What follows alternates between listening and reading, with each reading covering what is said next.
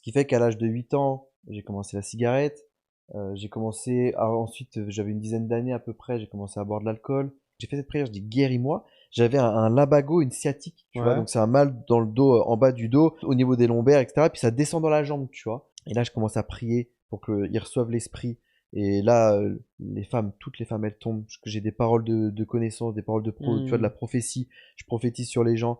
Ils nous avaient raconté, ils nous avaient dit, mais vous savez, lorsqu'on m'a opéré, que j'avais toutes ces douleurs, le genou, en fait, il m'a dit du jour au lendemain, mon genou s'est mis à gonfler. Mhm. Et quand ils m'ont opéré, ils ont ouvert, des cafards sont sortis de la jambe. On se met à parler de Jésus, on se met à parler de l'islam, on se met à parler de la Bible, de toutes ces choses-là. Et puis à un moment où ça commence à chauffer un peu, tu vois. Juste avant de partir, on monte dans le 4x4, on démarre la clé pour, voilà, et là, plus de batterie. Bienvenue à Eco Podcast, l'émission qui interviewe des missionnaires, et pas que, pour raconter leur vie, les réalités auxquelles ils font face dans la mission et en dehors. Je vous rappelle que cette émission est disponible en podcast sur Spotify, Apple Podcasts et YouTube, et je vous encourage à liker, à commenter et à nous suivre sur toutes les plateformes Instagram, TikTok et Facebook. Et on commence maintenant avec Simon qui va nous raconter son parcours, comment il est passé de la drogue, l'alcool, à servir Dieu dans la mission.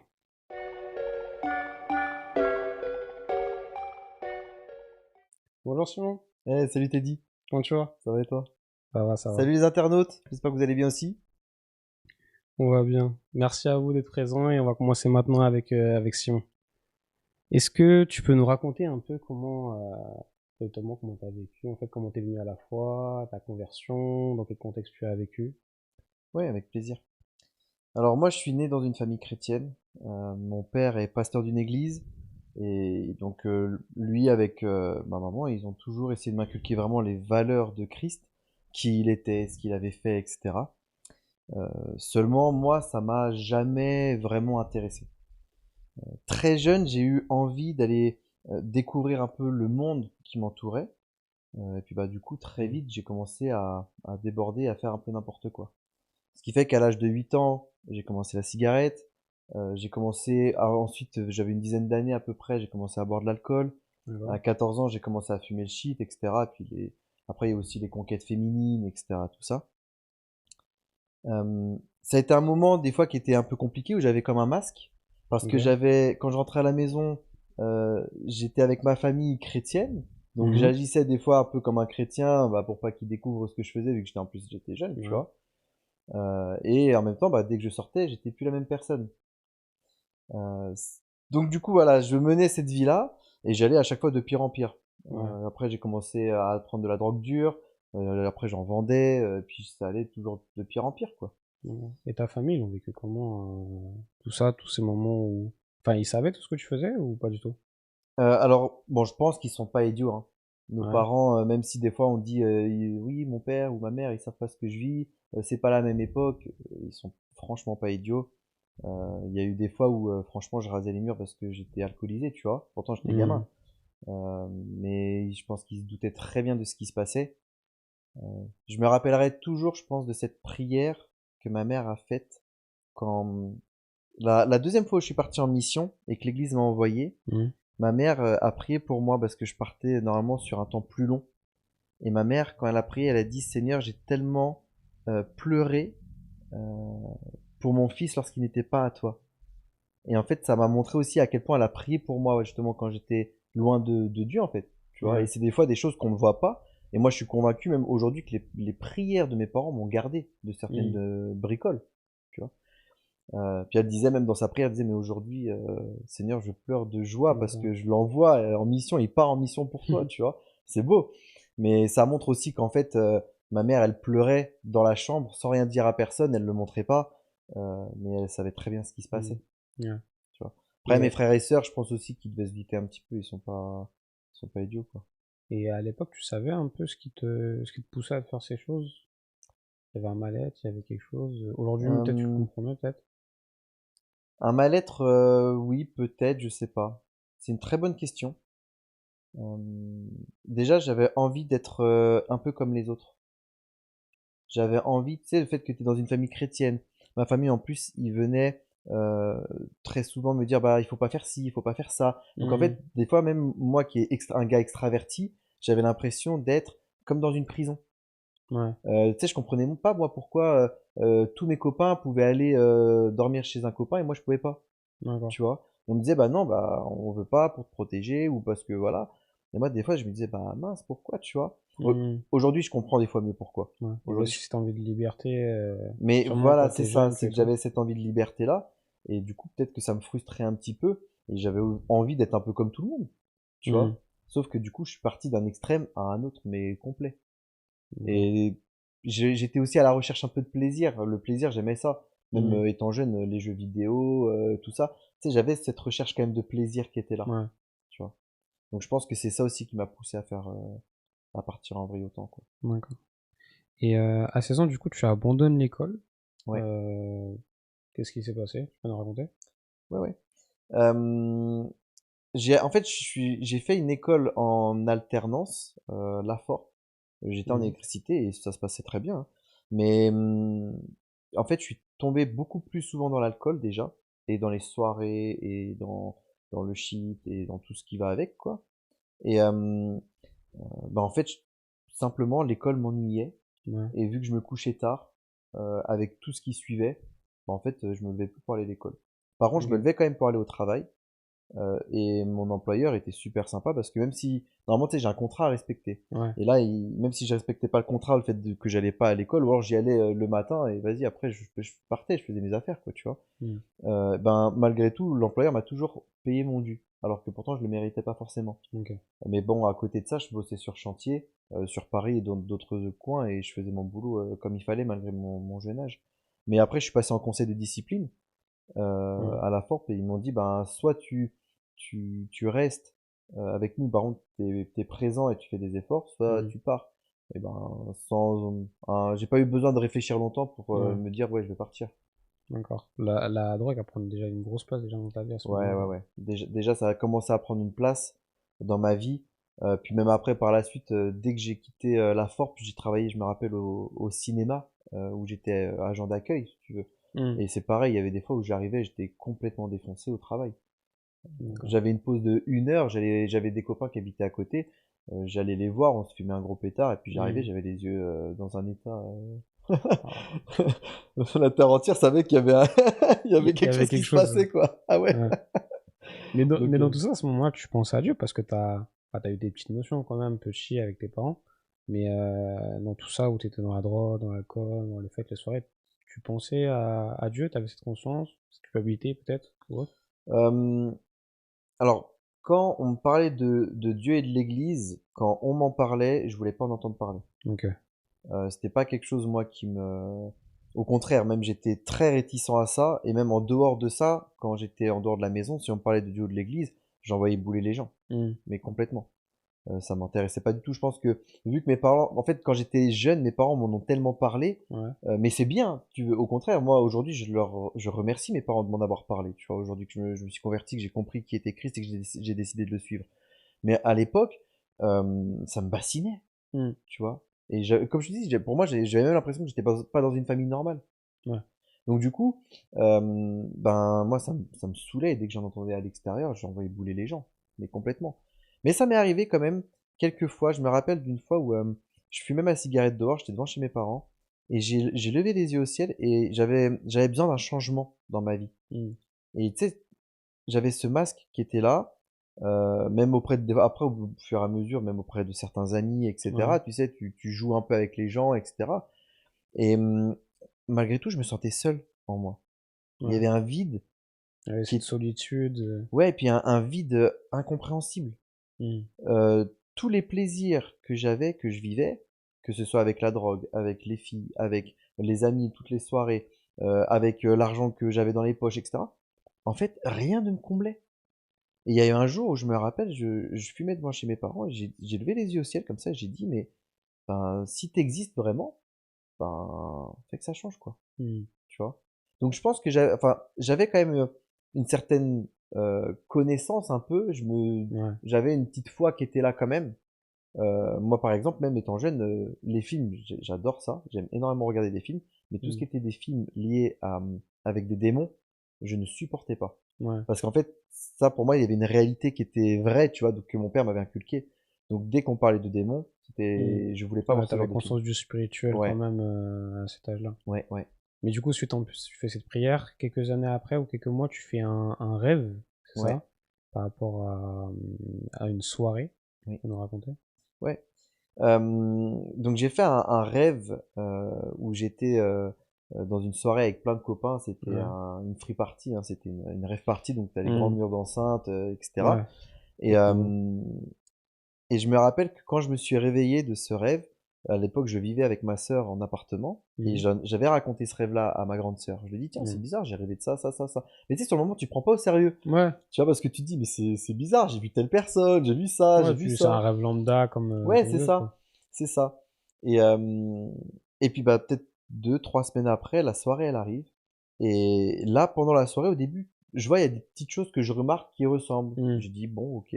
Des fois, tu sais, t'as un sentiment de déjà vu, voilà. Et là, d'un coup, pendant la soirée, j'étais devant ce mur d'enceinte. Je me rappelle, j'avais mon gros pétard à la main. J'étais là avec tout ce qu'il fallait dans les poches et tout machin. Et là, d'un coup, j'ai eu l'impression euh, qu'une lumière se posait sur moi Mhm. et que, en fait, cette lumière me montrait que là où j'étais, c'était vraiment les ténèbres et que tout ce que je faisais, c'était ténèbres. Ouais, C'était mauvais. tes yeux ils étaient ouverts, quoi. Ouais, c'est ça. En fait, j'ai eu une prise de conscience. euh, et en fait, je me rappelle, je suis reparti à la voiture après par la Mhm. suite avec les copains. On continue à taper de la drogue, etc., tout ça. Et je disais à mes copains, je disais, mais les gars, j'ai déjà vécu ça. Et eux, ils étaient là et ils se foutaient de moi. Ils disaient, mais T'imagines, non. t'as fumé ou Mais ouais, c'est buvé, ça, ça y est. vas-y, la drogue, c'est trop, vas-y, arrête là et tout. Et je leur disais, je disais, non, mais les gars, je vous assure, c'est pas juste un sentiment de déjà vu. Hmm. J'avais l'impression de l'avoir vraiment vécu, Ouais. tu vois. Et c'était parce que j'avais vécu ça dans le rêve, tu vois. Et la seule chose qui s'est pas passée aussi comme dans le rêve, et je remercie aussi le Seigneur pour ça, parce que je pense qu'il aurait pu arriver des bricoles, euh, ça a été qu'en fait, à la fin de mon rêve, j'ouvrais la portière d'une voiture, Mhm. et j'attrapais un gars et je le frappais. D'accord. Et là, au moment où je me rappelle, je mets la main sur la portière, parce qu'il y avait un gars qui me gonflait un peu. Là, je mets la main sur la portière et là, j'ai le souvenir de Tu te ce rêve qui rappelles? revient. Et là, je me suis dit, non, faut pas que je le fasse. Je me suis dit, non, là, il y a un truc. Faut vraiment pas que j'ouvre. Faut pas que je le tape. Hmm. Et du coup, en fait, j'ai enlevé ma main. Je suis remonté dans la voiture après par la suite, etc. Mais je pense vraiment que le Seigneur m'a gardé aussi ce soir-là, Hmm. de moi ou peut-être même le gars, parce que Ouais, un coup mal placé, on est là des fois, on fait les champions, ouais, je te tape, je te tape, je te tape, mais tu mets un mauvais coup, le gars il meurt. En plus, en pleine soirée, quand t'es alcoolisé. ouais, alcoolisé, sous drogue, machin et tout, les gens peuvent vite les faire partir, hein. Hmm. Donc, Mais tu vis ça à ce moment, t'avais cette. Du coup, tu as eu cette lumière qui était sur toi, tu réalisais un peu tout ce que tu faisais. Mais à ce moment, tu te dis, ok, ça vient de Dieu. Ou tu te dis, ah, coïncidence, ça te s'est posé des questions, genre, qu'est-ce qui se passe à ce moment? non, par contre, j'ai compris ce jour-là, j'ai compris que c'était Dieu. Ok. Mais je ne savais pas. En fait, j'avais besoin d'une preuve quand même tangible, Ok. quelque chose de réel pour moi. Je me, suis- je me suis dit, ok, il y a cette prise de conscience. Et en fait, moi, après, quand je suis rentré à la maison, j'ai commencé à prier, à dire, mais est-ce que c'est toi? Est-ce que Jésus, le Jésus que mon père me parlait, etc., est-ce que tu existes vraiment, en fait? Hmm. Est-ce que c'est toi? Est-ce que voilà? Et j'ai commencé à parler courtement à Dieu comme ça, des fois. Et puis, il y a eu un jour où je suis après parti avec mes parents à l'église. Ok. Je les ai appelés parce que j'avais besoin de réponses, en fait. J'avais besoin de cette preuve, donc j'ai appelé mes parents. Ma mère m'a accueilli dans la voiture avec un sourire. Elle laisse tomber, même le temps de la voiture, il Elle commençait à était se. en joie. Ah mais vraiment, bah, Ah oui. ils savaient dans quel état j'étais. Donc le Ouais. fait que je les appelle après tout ce temps pour leur dire j'aimerais venir avec vous à l'église, est-ce que vous pouvez m'emmener? Pour eux c'était la fiesta, tu vois. Ils étaient Hmm. super contents, c'est normal. Mais je me rappelle que tu vois, j'avais besoin de cette preuve tangible. Et quand je suis allé à l'église, je me rappelle m'être fait accueillir par l'église, vraiment avec un amour. Hmm. C'était vraiment chaleureux, tu vois. Ils étaient contents de me voir.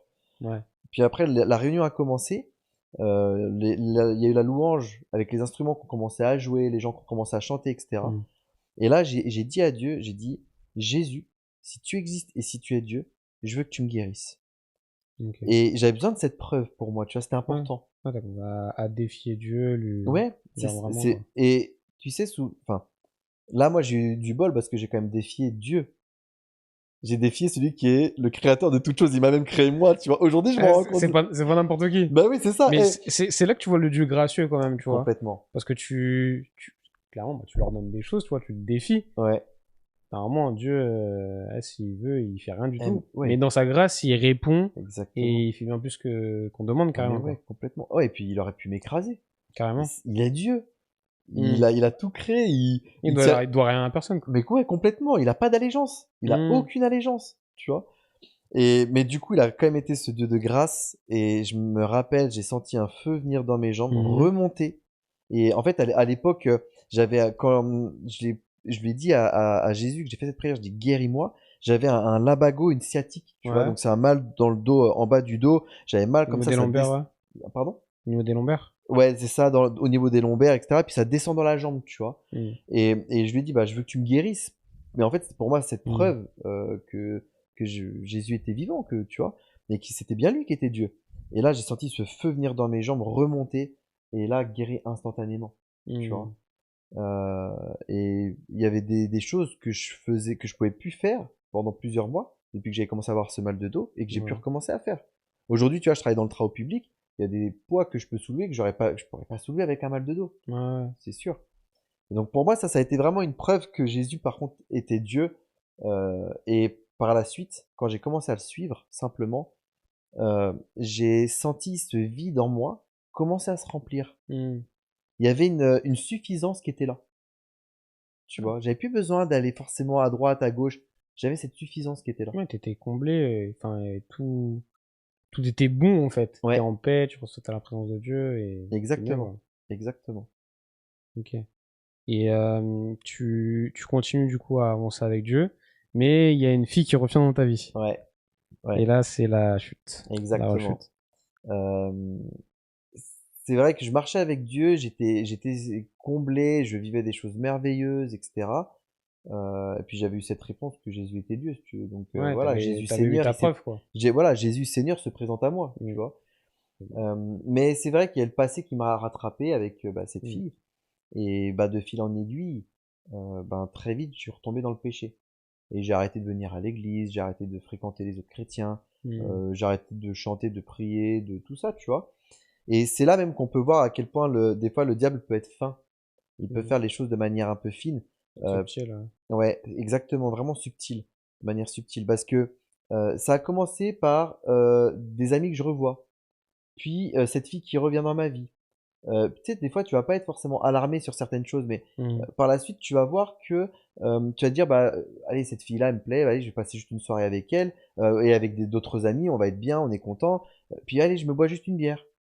Puis un peu une semaine après, allez, je bois 2 bières, et puis 3 bières, et puis après c'est la bouteille de whisky, et puis allez un petit pétard, et puis au final tu vas plus à l'église, et très vite tu vas retomber même dans le mensonge, dans le fait de courir après l'argent. En fait, c'est hyper subtil parfois.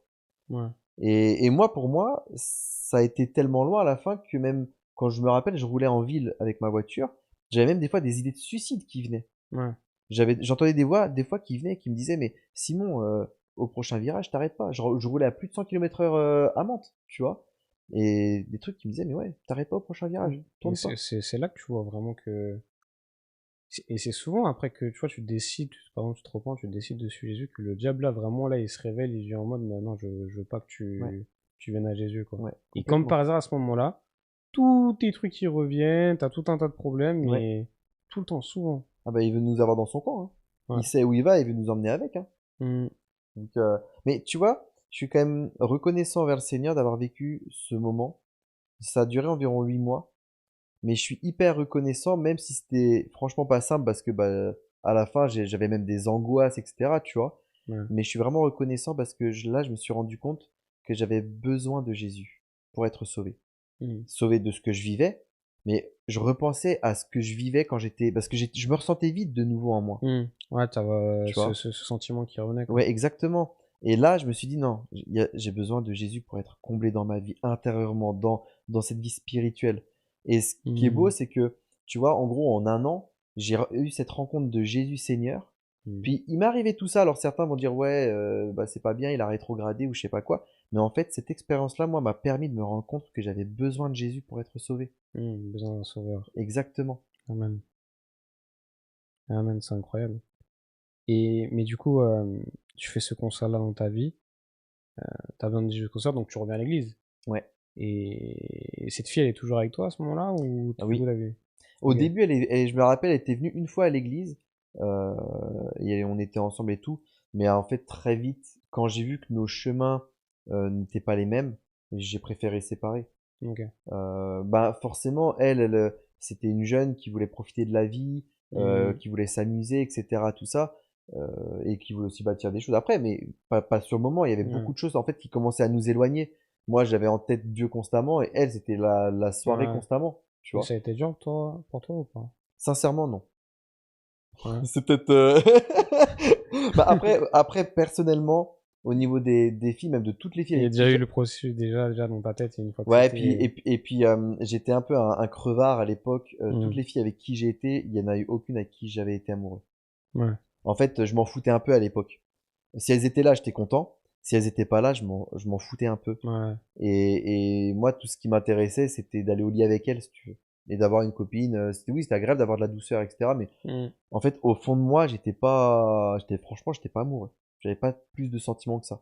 Tu vois. Ouais. Je J'avais vois. quelques-uns, mais c'est normal, t'as de l'affect, tu vois. Oui, c'est Mais sûr. ce qui Ouais, fait mais que c'était pas l'amour comme, ouais, ouais. Et la Bible puis, l'explique, quoi. exactement. Et puis là, ce que je vivais avec le Seigneur, justement, à l'inverse, l'amour que je commençais à avoir pour le Seigneur du fait de ces rencontres, bah en fait, ça m'a paru tellement évident d'abandonner ce que j'avais dans les mains Hmm.